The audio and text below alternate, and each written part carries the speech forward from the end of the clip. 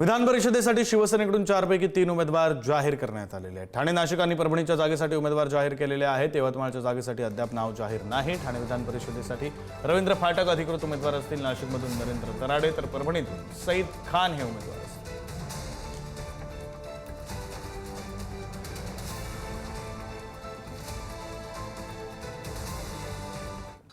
तुम्हाला उमेदवारी मिळाली, तुमचं खूप खूप अभिनंदन। मात्र ही निवडणूक कशा पद्धतीने बघताय? काय वरिष्ठांनी तुमच्यावर पुन्हा एकदा विश्वास ठेवलाय? जय महाराष्ट्र। आमच्या महाराष्ट्राचे लाडके मुख्यमंत्री देवेंद्र फडणवीस, त्याचप्रमाणे उपमुख्यमंत्री आमचे नेते एकनाथजी शिंदे, त्याचप्रमाणे दुसरे उपमुख्यमंत्री सुमित्रा वहिनी यांच्या नेतृत्वाखाली मला त्यांनी विधान परिषदेचं तिकीट दिलं। काय नेमकं तुमच्या पाठीमागच्या 6 वर्षाच्या कालावधीमध्ये काम झालं आणि त्या सगळ्या जोरावर तुम्ही ही उमेदवारी मागितलेली होती? नेतृत्वानं तुमच्यावर विश्वास ठेवला, पुन्हा एकदा तुम्ही निवडणुकीच्या मैदानात असणार आहात।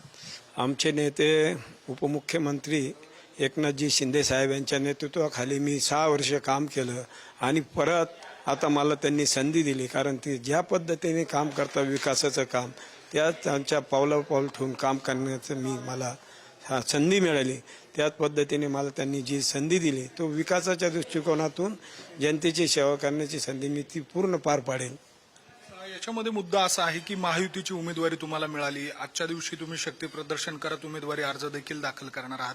मात्र भाजपचे काही नगरसेवक आहेत, त्यांनी उमेदवारी अर्ज दाखल केला होता, त्यांची मनधरणी करावी लागणार आहे तुम्हाला, ती कशा पद्धतीने करणार? वरिष्ठ पातळीवरनं नेमक्या काय सूचना आहे? आमची महायुती असल्यामुळे महायुतीतील ज्या ज्या लोकांनी फॉर्म भरलेले ते वरिष्ठ नेते तो निर्णय घेतील, त्याच्यामुळे काही अडचण नाही।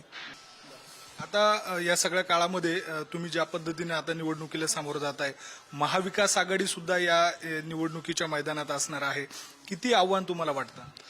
विशेषतः म्हणजे या निवडणुकीमध्ये महायुती असल्यामुळे यांचं संख्याबळ जवळजवळ 425 आहे आणि उर्वरित जे संख्या आहे ते महाविकास आघाडीचं आहे, त्याच्यामुळे मला काही विशेष वाटत नाही। संख्याबळ महायुतीमध्ये जास्त असल्यामुळे आम्ही सहज निवडून येऊ शकतो अशी मला खात्री आहे। व्हिडिओ जर्नलिस्ट मयूर बारगजेसह मी किरण ताजने, पुढारी न्यूज, नाशिक।